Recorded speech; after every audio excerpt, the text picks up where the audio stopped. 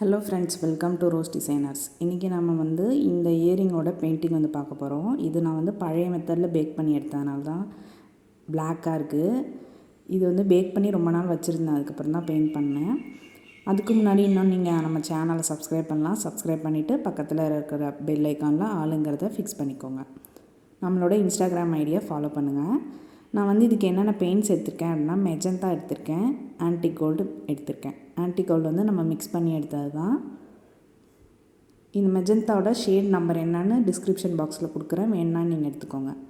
இப்போ இதை நம்ம எப்படி பெயிண்ட் பண்ண போகிறோம் அப்படின்னா, ஃபஸ்ட்டு இந்த பால் செயின் பண்ணியிருந்தோம் இல்லையா, இதை வந்து பெயிண்ட் பண்ணிடலாம். அதுக்கு நான் இந்த மாதிரி ஒரு டூல் இந்த மாதிரி வச்சுட்டு, நான் வந்து ஒவ்வொரு பீடாக பெயிண்ட் பண்ண போகிறதில்ல. அந்த மாதிரி பண்ணோன்னா நமக்கும் லேட் ஆகும். அதுவும் இல்லாமல் நம்ம வந்து அதுக்கு சென்டரில் இருக்கிற நிக்ரோமா இருக்கும், நம்ம ஒவ்வொன்றா பெயிண்ட் பண்ணும்போது ரொம்ப பெயிண்ட் பட்டு என்ன ஆகும் அப்படின்னா, ட்ரை ஆனதுக்கப்புறமா நமக்கு ஒரு மாதிரி அந்த இடத்துல பெயிண்ட் நிறையா இருக்கிற மாதிரி இருக்கும். அதனால் இந்த மெத்தட் பெயிண்ட் பண்ணோம் அப்படின்னா ஈஸியாக இருக்கும்.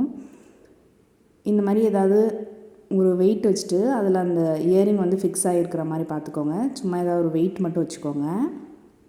வச்சுக்கிட்டு பெயிண்ட் ப்ரஷில் பெயிண்ட் எடுக்கும்போது ரொம்ப நிறையா பெயிண்ட் எடுக்காமல் கொஞ்சமாக எடுத்துகிட்டு இந்த மாதிரி நான் வந்து பெயிண்ட் பண்ணுறேன்.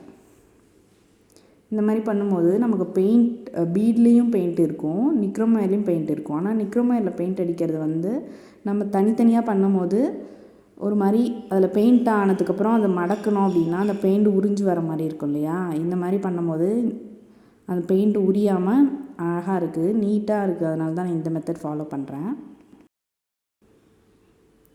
இதே மாதிரி நான் 2 கோட்டிங் வந்து அந்த பால் செயின் கொடுத்துட்டேன். சேம் மெத்தடில் தான் பெயிண்ட் பண்ணேன். ஒரு டூல் வச்சுட்டு இழுத்து பிடிச்சிட்டு அந்த மாதிரி பண்ணிட்டேன். இந்த மாதிரி பண்ணும்போது நிக்ரோமாயிலையும் பெயிண்ட் இருக்குது, அதே மாதிரி உறிஞ்சும் வரல. அதனால் இந்த மெத்தட் ஃபாலோ பண்ணுறேன் நான். நெக்ஸ்ட்டு என்ன பண்ணிக்கிறேன்னா, மெஜந்தா எடுத்துகிட்டு இந்த மெஜந்தாவை இந்த ஜிம்காவோட ஸ்டட்டு இருக்கு இல்லையா, அந்த பார்ட்டில் கொடுத்துக்கிட்டேன். அதுலேயும் கொடுத்துட்டு இந்த 2 ஜிம்கா ஃபுல்லாகவே இந்த மெஜந்தா தான் கொடுத்துக்க போகிறேன். இதுக்கூட டாப் சைடில் வந்து நான் பிங்க், அதாவது ஆன்டிக் கோல்டு கொடுத்துக்க போகிறேன். அதனால் இந்த போர்ஷன் மட்டும் நான் வந்து இந்த மெஜந்தாவை பெயிண்ட் பண்ணிகிட்டே வரேன். அந்த ஸ்டிக் பீட்ஸ்க்கு இடையிலையும் கொஞ்சம் கேப் இருக்கும் இல்லையா, அங்கெல்லாமும் இந்த மெஜந்தாவே கொடுத்து ஃபுல்லாக ஃபில் பண்ணிக்கலாம். இந்த பால் செயினுக்கு ஆன்டிக் கோல்டு கொடுத்துருக்கோம் இல்லையா, அதை நான் 2 கோட்டிங் கொடுத்துட்டு ட்ரையாக விட்டுட்டேன். அதுக்கப்புறமா தான் இந்த ஜிம்காஸ்க்கு நான் பெயிண்ட் பண்ணுறேன்.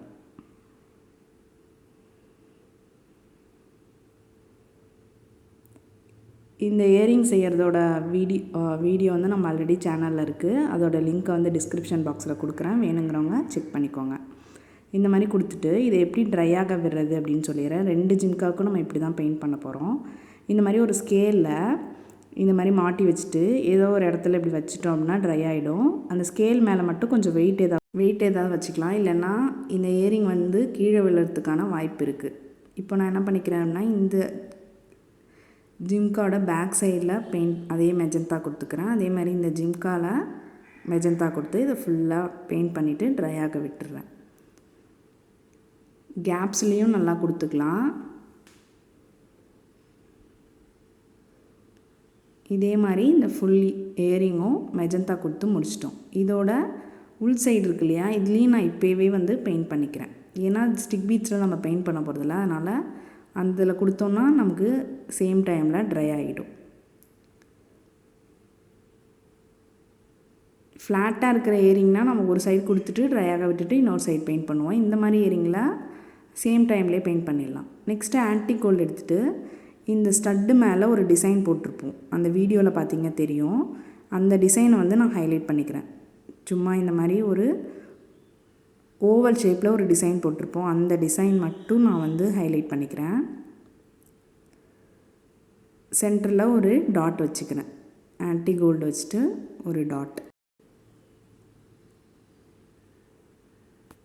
இந்த மாதிரி டிசைன் பண்ணும்போது மேக்ஸிமம் நம்பர் 0 ப்ரஷ் இல்லைனா 1 இந்த மாதிரி எடுத்துக்கிட்டோம் அப்படின்னா நமக்கு ஈஸியாக இருக்கும். கொஞ்சம் தின்னான ப்ரஷ்ஷாக இருந்ததுன்னா ஈஸியாக இருக்கும். நான் வந்து இந்த ஜிம்காவோட டாப் சைடில் கொஞ்சம் இடம் விட்டுருந்தோம் இல்லையா, அந்த இடத்துல ஆன்டிக் கோல்டு கொடுத்துக்கிறேன். அதே மாதிரி ஜிம்காலையும் ஸ்டட்டில் போட்ட டிசைனே போட்டிருப்போம், அதுலேயும் இந்த ஓவல் ஷேப்பில் ஆன்டிக் கோல்டு கொடுத்துட்டு இந்த ஜிம்காவை ஃபுல்லாக நான் வந்து ஃபினிஷ் பண்ணிக்கிறேன். இதே மெத்தடில் இந்த ஜிம்கா ஃபுல்லாக போட்டுக்கிறேன்.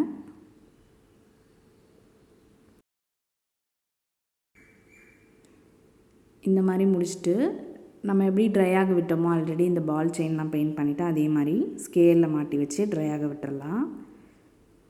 ட்ரை ஆனதுக்கப்புறமா ஸ்டிக் பீட்ஸ் வந்து பெயிண்ட் பண்ணிக்கலாம். இந்த கீழே இருக்குல்ல ஜிம்கா, அந்த ஜிம்காவுக்கும் நான் சேம் மெத்தட்லேயே பெயிண்ட் பண்ணிக்க போகிறேன். இந்த ஓவல் ஷேப் பெயிண்டிங் போட்டுட்டு மேலே டாப்லேயும் அந்த மெத்தடையே ஃபாலோ பண்ணிக்க போகிறேன்.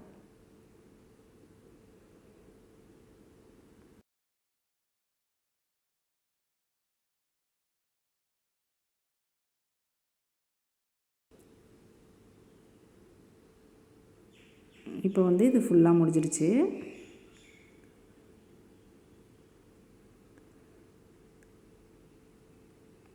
நெக்ஸ்ட்டு இதே டைப்பில் அந்த குட்டி ஜிம்கா கீழே இருக்கு இல்லையா, அதுக்கும் நான் வந்து பெயிண்ட் பண்ணிக்கிறேன்.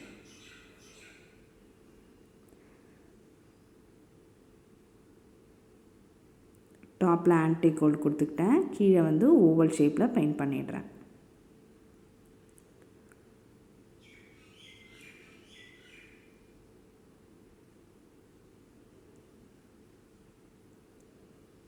இந்த பெயிண்ட் வந்து கொஞ்சம் நல்லா காஞ்சதுக்கப்புறமா நெக்ஸ்ட்டு வந்து நம்ம ஸ்டிக் பீட்ஸ்க்கு வந்து பெயிண்ட் பண்ணிக்கலாம்.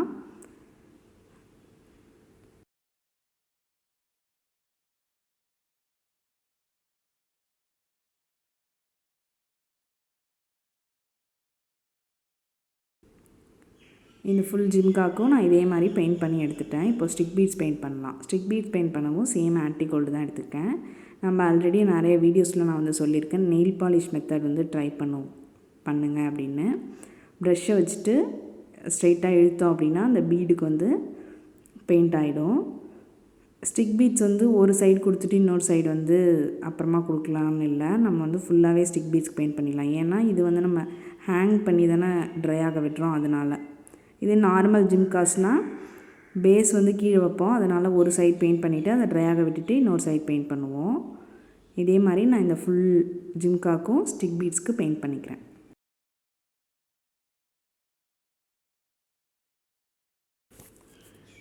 உள் சைடும் ஃபுல்லாக பெயிண்ட் பண்ணிட்டேன். இதே மாதிரி இந்த 2 ஜிம்காக்கும் ஸ்டிக் பீட்ஸ் வந்து பெயிண்ட் பண்ணிட்டோம். ரெண்டு பேரையும் நான் வந்து இந்த மாதிரி பெயிண்ட் பண்ணி எடுத்துட்டேன். இதை நல்லா ட்ரை ஆக விட்டுட்டு வார்னிஷ் அடிச்சிடலாம். நான் வந்து டெக்கர் வார்னிஷ் கிளாஸ் எடுத்திருக்கேன். இந்த மாதிரி வார்னிஷ் யூஸ் பண்ணும்போது எப்போவுமே ஒரு ஷேக் கொடுத்துட்டு அதுக்கப்புறமா வார்னிஷ் எடுத்துக்கோங்க. வந்து கொஞ்சமாக வார்னிஷ் எடுத்துகிட்டு ஒரு பவுலில் எடுத்துகிட்டு இந்த மாதிரி ப்ரஷ் பண்ணிக்கிறேன்.